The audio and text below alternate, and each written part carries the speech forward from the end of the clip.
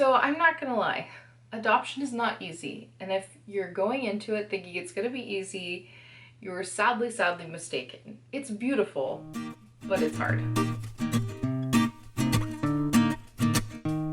Hey there, and welcome back to my channel. If you're new here, my name is Katie, and I do videos about motherhood, adoption, and just general lifestyle stuff. So if any of that interests you, please hit the subscribe button below. So my husband and I have adopted our youngest daughter from foster care, and she's now 3, and we are currently in the process of adopting a 6-year-old and a 10-year-old from foster care as well. Today's video is actually part 3 of a series of adoption updates that I'm doing. So I think I did the first update was maybe the day or two before the kids actually moved in with us. We had met them a few times, but they weren't actually living with us yet. And then the second update was about probably 3 months ago now. So my first update was pretty positive, and I was really excited, and we were about to have our kids move in, and I was full of positivity. And I think I just I think I still had a pretty realistic view of what it was going to be like, but I was also just at the beginning, and I was just trying to soak in those positive moments, which I think is good. Now, if you watched my last video, it wasn't quite as cheery and positive. I shared a lot of just the realities of what we've been going through, and if you've ever watched any of my vlogs, I also share a lot of the reality as well. I don't like to sugarcoat what's going on because, one, this is a way for me to kind of process through my feelings, and if I'm sugarcoating it, I'm not really being honest. And also, I don't think it's that helpful to you if you're considering adoption, or if you're walking through adoption and the tough parts. If I just act like everything is all fine and dandy when it's not, that's not really helping anybody. So I don't want to dwell in negativity, as I'll talk about later, but I will be pretty honest in this video. This isn't going to be that uplifting, happy, sappy adoption type of video. That, I mean, don't get me wrong, I love them, but that's just not where I'm at right now. So what I will be sharing is more of the reality of life right now with 3 kids and 2 who are going through a huge change. I mean, all 3 of them are going through a huge change right now. Like I said, I don't want to dwell on the negativity, so I do want to start off just like my last video where I talk about the good things that are going on, because there are good things, and actually every time I do this, it's very therapeutic for me to write down the good things that are happening. One of the first things that came to mind is that I feel like our life rhythms are just getting a little bit easier. I'm getting used to, having kids in school and doing homework with them, and taking them to their gymnastics class, and even the things the kids are adjusting better to these life rhythms too. They kind of know what to expect. They know we do chores on Saturdays. They know we have church on Sunday, just different activities we do throughout the week. They're becoming more aware of those things, and they're things they look forward to, and they know people that we interact with more, so they feel more comfortable. And along with that is I feel like they're getting more competent at the household tasks that we ask them to help with. For example, I feel like I can share this story about our son because it's just kind of silly, but he always asks, he never just puts the dish in the dishwasher. He feels the need to ask every time, where do I put my dish? And it didn't really bother me that much, but I think my husband was like, oh my gosh, just put it in the dishwasher. We told you so many times, you don't need to ask me, just go do it. Another huge plus of what has been going on is that we have had a lot more help with babysitting lately. And I think I mentioned this in my last video. I was kind of in the thick of being frustrated. I don't know, feeling like I was being judged for needing help with my kids or needing a break from them, low-key feeling judged. And that has improved a lot. One, I don't think people are saying those things to me as much. Maybe they watched my video, I don't know. People aren't making comments like that as much. And I feel like if they do, I'm able to kind of be like, well, this is why, this is why we need this, and just kind of move on from it. But honestly, I don't think that's happened much, and the big key is that we've had more help with babysitting lately. If you watch my boundaries video, which is my most recent video on the channel, which I will link above, I talked about the boundaries that we have with our kids throughout the day, and on the weekends, on Saturday and Sunday, we have this thing called quiet time where they go into their rooms for 2 hours. So that way it's quiet in the house, our youngest daughter can get some sleep, and the older 2 can play, they can talk, they can draw, whatever they want to do. Well, a great benefit of this is if you have someone who kind of is feeling a little bit like they don't really want to babysit, but they are happy to, like, they want to help, then you can be like, hey, do you want to babysit during quiet time? And they've got a 2-hour window. And oftentimes these people will like be willing to do an extra hour or something where the kids are up and about, but that gives them 2 hours where they're literally just sitting in our house, like watching our kids, but our kids are in their rooms. So that is a really nice way to do it. And we can go on like a coffee date or something like that, or go run an errand. And that has been extremely helpful to use that time. But in addition to that, we do have a family that we kind of swap babysitting with. So they have kids that are like our kids' age as well. And what we'll do is, like, on a Friday night, their kids will come over and we'll watch them, and well, that couple goes out on a date, and then the next weekend, or maybe the next night even, we'll switch, and then we'll go out and they'll watch our kids. Whether you have adopted kids or not, this is a genius route to go, because babysitting is really expensive if you're paying for it, especially if you have multiple kids. And if you do this, you don't have to pay, and it gives your kids almost like a play date with other kids. So that has been really helpful for us. Another positive thing is that there have been some difficult moments where we've had to correct behavior and things like that. But I feel like we've had some really good conversations after the correction or after the discipline has happened, where we get to talk about, why do we have rules? Why do we have boundaries? Why do we do these things? And have it be received pretty well, and have, I don't know, sometimes tears on both ends and praying together. And I just feel like I've seen like God work in those moments where it's a hard conversation and it's like your kid's kind of mad at you because you set a boundary or you corrected them somehow, but then having them actually realize like why you're doing it and that it's because you love them so much is really just beautiful in its own way, I guess. So I have had some of those sweet moments, and I do think it's helped even with trust and bonding with one another. But you know, it is tough when you have kids who, with their birth parents, oftentimes had no rules or no expectations or no boundaries, and now you're asking them to have all these rules. It can be really tough. So the next one I was kind of hesitant to share because it is fairly personal information, but at the same time I feel like I share pretty openly on this channel, and I want this message to reach the people who need to hear it. And so I'm just going to share that I am currently in counseling. So I decided this time around that I needed maybe a little extra support throughout our adoption process. If you've watched my videos about post-adoption blues, post-adoption depression, our first adoption, I really struggled. I was in a dark place for a long time, and I think it took me a while to realize I was in such a dark place. Like, I guess I just thought maybe I was being over dramatic or something, but I was really struggling, and I was very like isolated in that struggle because I wasn't reaching out and like expressing it to people. I think I felt a lot of guilt for feeling that way. And so when I came out of it, this is always how it's gone in the past if I've had like a really dark period, is I don't always realize how dark it is until I'm on the other side and looking back and being like, whoa, I was pretty depressed then, or I was really anxious, or whatever. But this time around, I went into it knowing that it might be possible that I might experience those same things again. And so when I felt even like the first thoughts creeping in where I was just feeling really low and down, and I was talking to my husband about it, I just knew that this was something I wanted to do and wanted to invest in. And so I have decided to do counseling, and just to get just someone to talk to that's being paid for me to talk to them and who has good insight and understanding, to just be able to kind of express some of the feelings I have surrounding adoption, and just you know, how different experiences I've had in my life have affected how I view it. I just think it's been really helpful for me. I hope that hearing that will make you feel like you could get that help if you need it, because I wouldn't say I'm like crazy struggling right now, but it's still benefiting me so much. And I think part of the reason I'm not struggling is because I'm doing it. I am struggling, but not to the same extent I could be.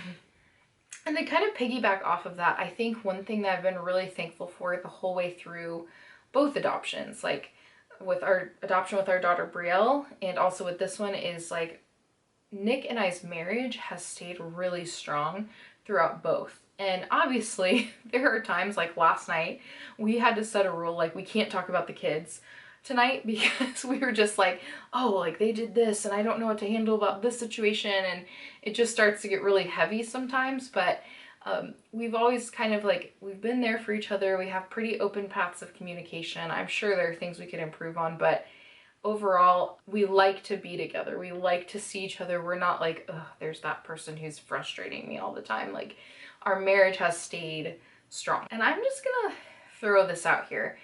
I cannot imagine walking through adoption if my marriage was not strong.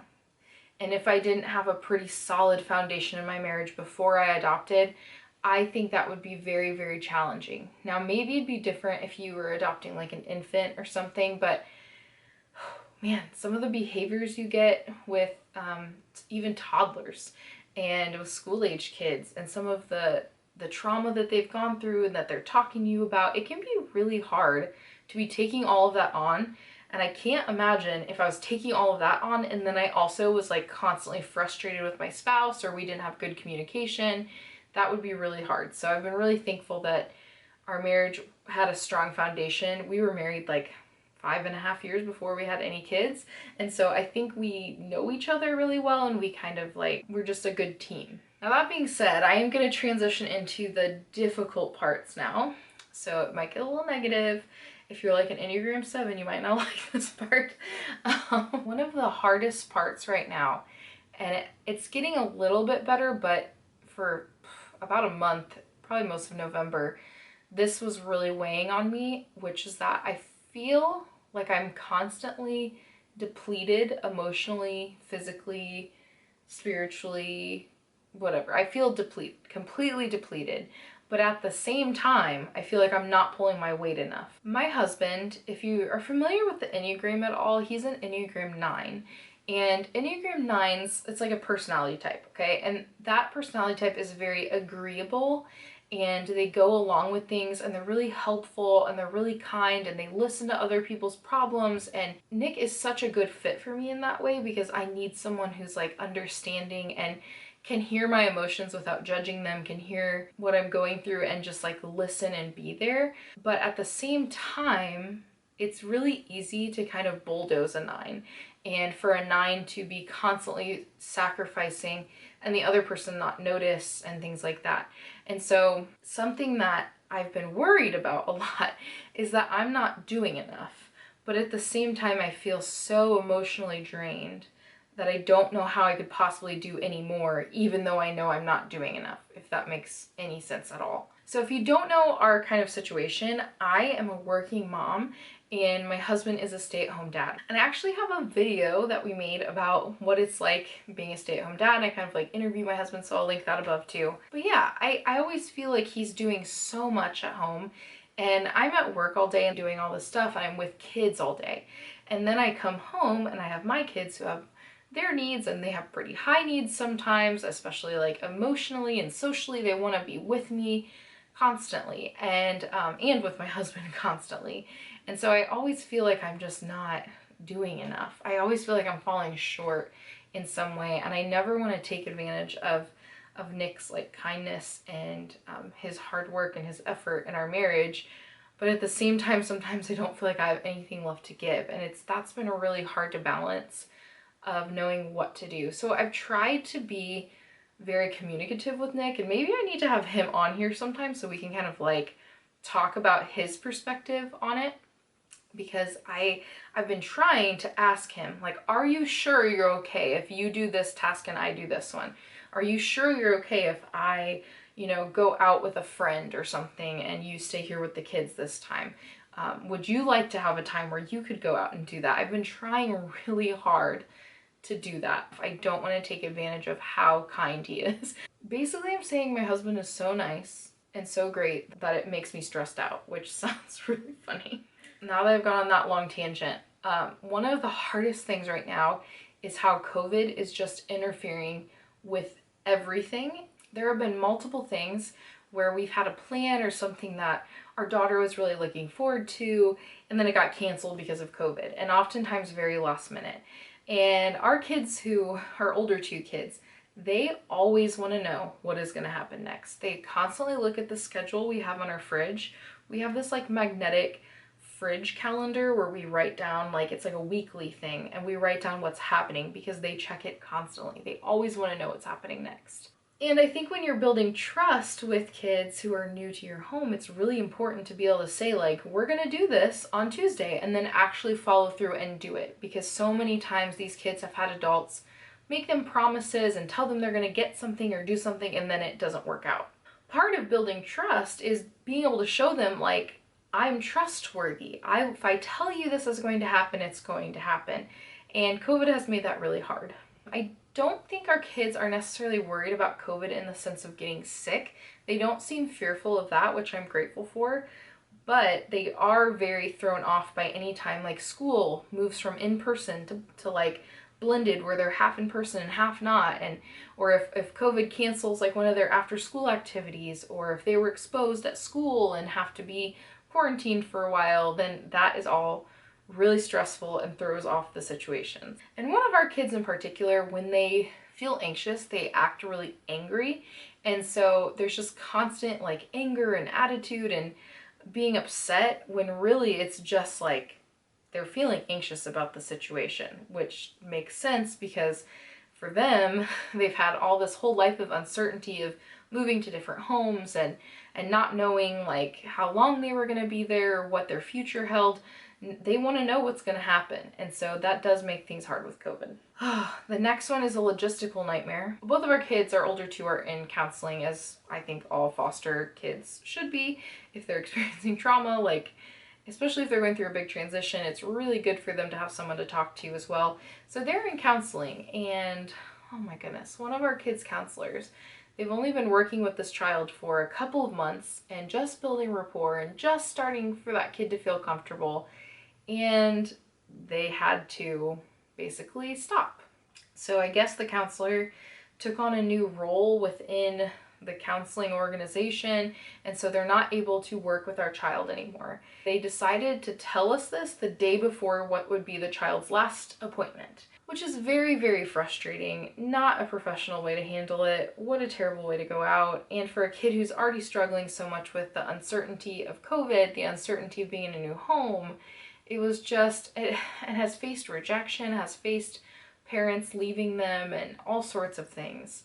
To have that happen, I mean, I know it's not like, it's not like you can completely avoid a situation like that, but I just don't feel like it was handled well.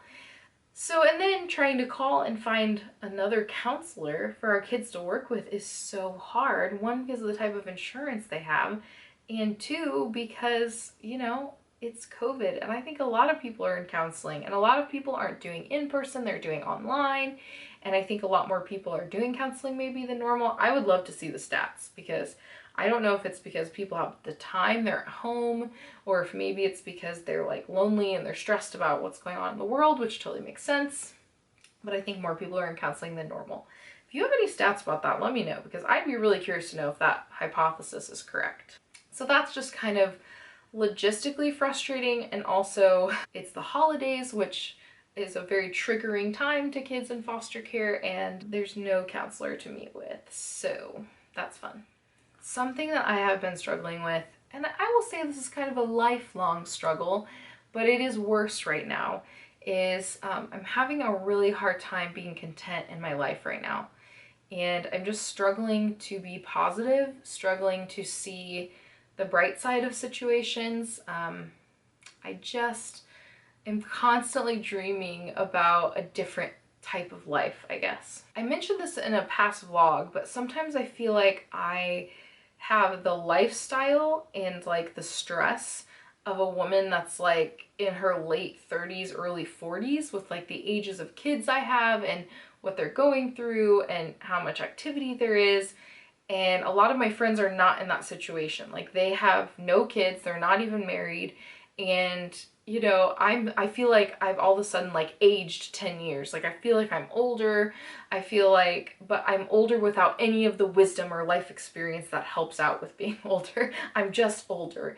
And I know that's not really true, but sometimes I just start feeling that way, and I start to like think about the person I used to be, and I like wistfully remember like, I used to be fun and I used to do this, and now all I do is tell kids to stop doing things, and and correct behavior constantly, and it's just really exhausting. So I oftentimes like, I find myself sometimes thinking like, you made this choice for this life. Like the moments where I'm like stressed out about having 3 kids, or I'm thinking like, oh, there goes my youth. Like, I'm like, you chose this. Not only did you choose it, you took classes, you worked really hard, you had to get all these inspections done. Like, you wanted this. So what's happening now? Like, why am I feeling this way? Why am I feeling this like discontentment surrounding it?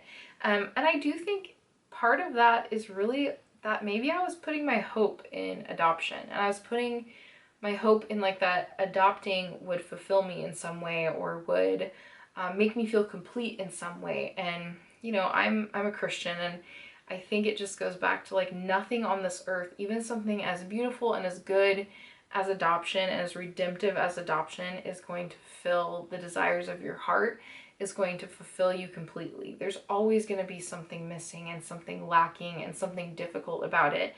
And I think just like not putting my hope in external factors like that. And my faith has not been thriving right now. If I'm being totally honest, like it has been a pretty dry season for me. I still have these sparks, these moments where I connect with God. I feel like I mostly feel that during like worship. Like if I'm in my car listening to worship music, or if I'm like helping lead worship at church, like I really truly do feel connected to God in that way. I feel connected to him when I pray, but I'm not being very consistent in anything. And I just think I've been putting my hope in external factors, which obviously hasn't worked out very well for me. But when I'm like that, when I feel like a little bit disconnected from God, I always find that I start to feel less content with my life. I start comparing my life to other people, and I'm an Enneagram 4, like I mentioned Enneagram earlier, and our biggest like sin is being envious of other people, and not even like the things they have, not like physical things they have, but the life they have, or like the comfort they have moving through the world. And I definitely find myself, when I'm disconnected from God, I start to become really discontent, and just always be imagining a different life. And I've definitely been there. And I know some of you guys watch my videos, like you aren't Christians, you watch it for the adoption factor. But if I'm being honest, like that's something I'm processing through, that this adoption has like brought up for me, that my hope doesn't rest in helping these kids and loving these kids. My hope rests in God. And it's just a reminder that I need to have, because yeah, I just find myself feeling like I don't have hope because it's COVID and I can't have anything to look forward to. And I just feel kind of like stuck sometimes. I'm suddenly a mom of 3 kids, and that's very limiting in what you can do and what you can experience. But at the same time, like there's something to be said about, even if I'm stuck in a situation that's way worse than what I'm in now, or way harder, like I still have hope. And so that's something I'm trying to remind myself, and trying to be grateful, and even writing down this list of things like that I am thankful for, that I've seen growth and progress in with our kids, and growth and progress in with myself, has been really helpful. And so yeah, I hope that this was just like an honest look for you at what it's been like for us through this adoption process. I do just want to end this on a positive note and say, I have seen growth in our kids, and I have to remind myself, and I've seen growth in us as parents, and the patience that we have with our kids when they're being really frustrating, and different things like that. And so I think it is good to remember and to pay attention to the good things that have happened, even in the midst of feeling like, oh, is this really my life now? Like, what did I do? And obviously I'm thrilled to be these kids' mom. Like, it's such an honor, and I know I don't take that lightly at all. I love them. I would be totally lost if we found out we couldn't adopt them or something, or that they weren't going to be with us anymore, but it doesn't negate that it is hard sometimes. So I hope that this is encouraging to you in some way, or helps you think about things, helps you, if you're someone who is thinking about adopting and hasn't started yet, I hope that this gives you a picture of what it can be like. And just know that I'm still glad I did it. I would still do it all over again if I could start from scratch. But that, you know, there are these hard times, and I think it's good to be prepared for that. And if you are thinking of adopting, maybe down the road you'll remember this video and you can come back to it and think, okay, I'm not alone. I'm not the only one who's felt this way. That's my hope, at least. So anyway, thank you so much for watching this update. I hope you found it interesting and helpful in some way. If you did, would you please click the like button so that more people can find my content and it can help more adoptive families. Also, I've started a new series that I'm calling Hot Cocoa with Katie, where I basically sit and I drink hot chocolate and I kind of just chat with the camera. Like, it's really that different from what I'm doing now. But I want to do some different topics. So I do want to do like quite a few adoption topics, but I also want to stray from that a little bit. Do something a little different. So is there anything else, like adoption-wise or non-adoption-wise, that you would like to see a short kind of chatty video about? A few of you have given me some really great ideas, and I plan to be kind of working through that list and adding to that list as well. Again, please don't forget to subscribe, and I will catch you next week.